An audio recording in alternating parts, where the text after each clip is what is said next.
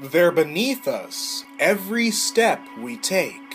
They're a food source for some of our favorite songbirds. And they're watching us while we're in the shower? We'll be taking a look at the creepy, crawly world of invertebrates in this week's Wildlife Vlog.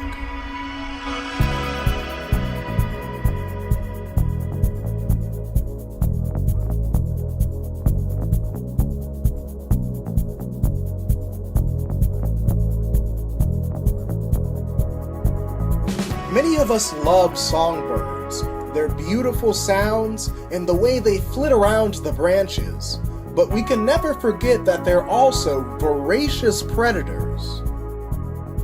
I often find myself wondering, what is it that songbirds find so tasty? So I decided to find out for myself.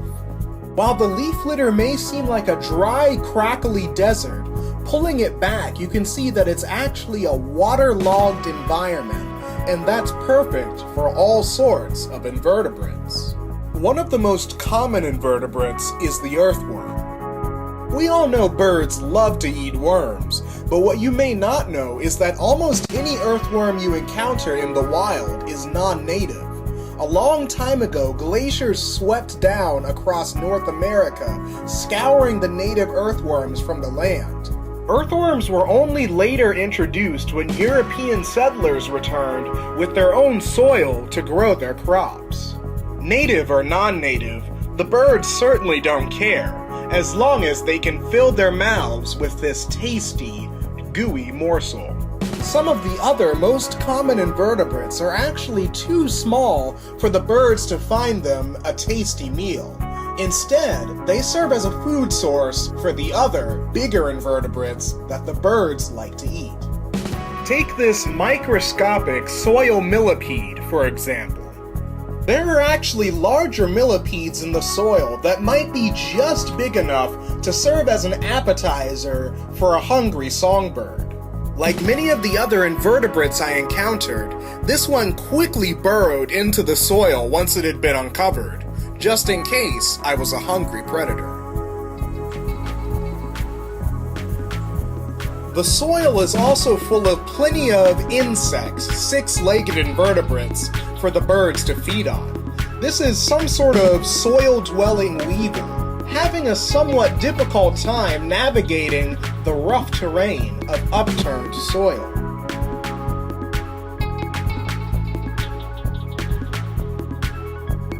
Hidden under a fallen log, this beetle was far more lethargic.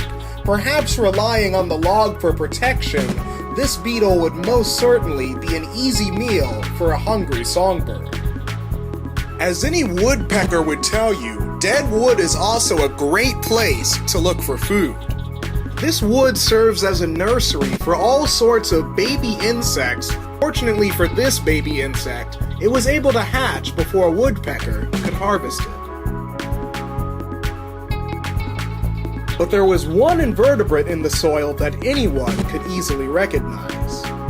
Spiders serve as one of the apex predators of the soil food web. Some move through the soil, running down their prey, while others are ambush predators, waiting for unwary insects to stumble into their web. That's not the only arachnid I saw in the soil. With its 8 legs, this tick is related to the spider. The soil is full of ticks waiting for an unwary host to stumble by. That's why you often see all sorts of wild animals grooming and scratching themselves. They're literally infested. But this tick only seemed concerned with burrowing back into the soil. This is the first time I've ever felt bad for a tick, so I decided to leave it in peace. If that didn't make you uncomfortable enough, how about we look at an invertebrate more close to home? This is a silverfish, one of the many types of insects that inhabit our houses.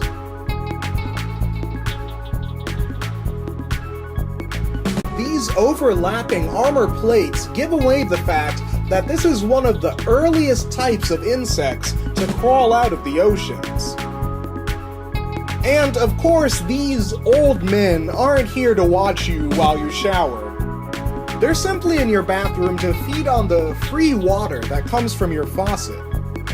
So don't worry about it. If you leave them alone, they'll probably leave you alone.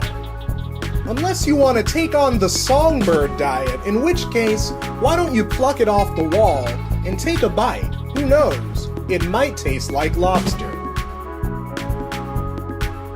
That's about it for this week. If you liked my work here, you should check out my Instagram, where I have all sorts of cool wildlife pictures. See you guys next week.